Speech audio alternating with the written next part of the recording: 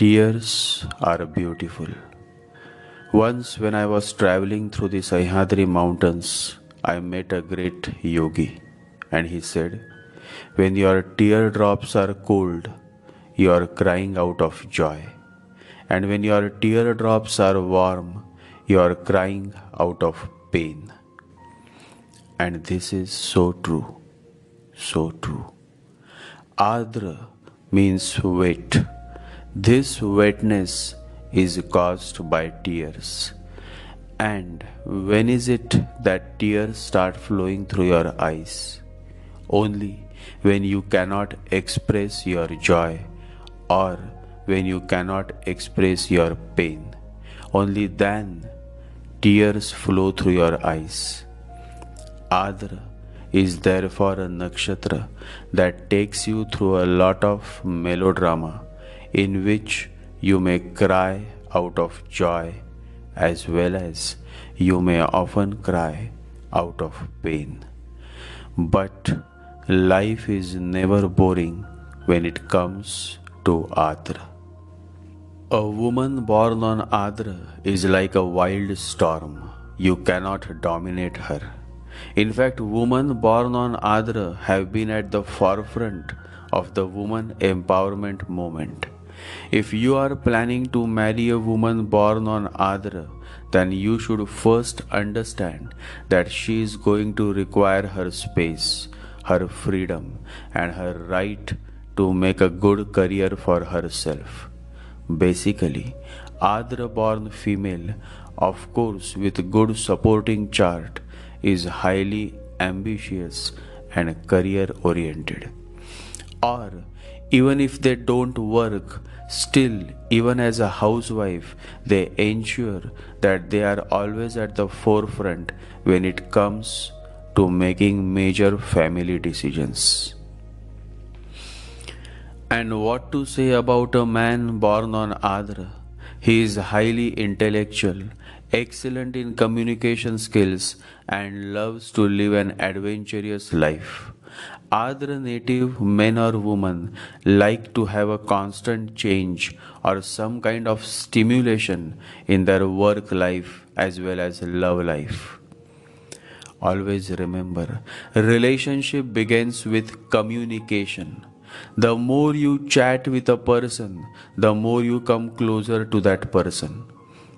And so, it is said that a relationship begins over a cup of coffee. Many a times through the course of chatting and talking, you feel that the person is perfect for you. But then later you realize that your observation was wrong. Other natives either get fooled in a relationship or they fool their partner in a relationship. Depending on the placement of the chart, either you become a victim in a relationship or your partner becomes a victim in a relationship. Ardra is full of spice, masala. This nakshatra brings a lot of restlessness.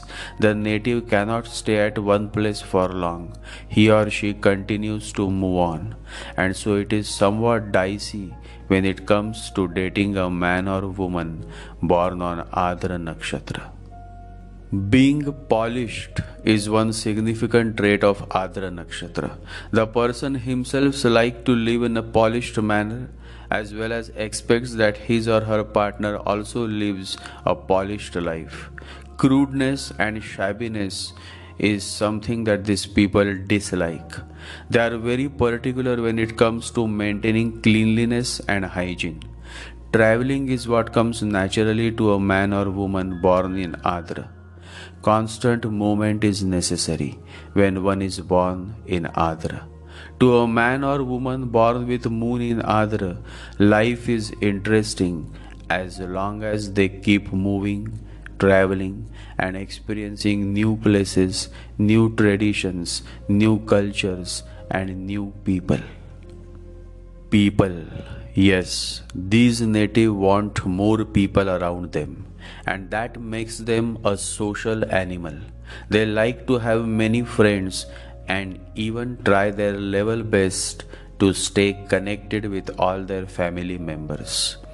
Probably very few may remember who is your uncle's cousin's sister. But a moon in Ardra native will remember. They have an excellent memory, and moreover, because they are fond of people, they always remember every face they meet. They have this special gift of remembering everybody, those who come in their life and also those who take an exit from their life.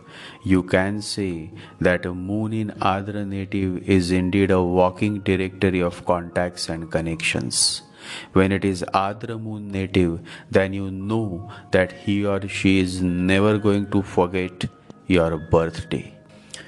Adra moon person is very intense by nature. If he finds a woman without whom he cannot imagine his life, then he gives up on one night stands.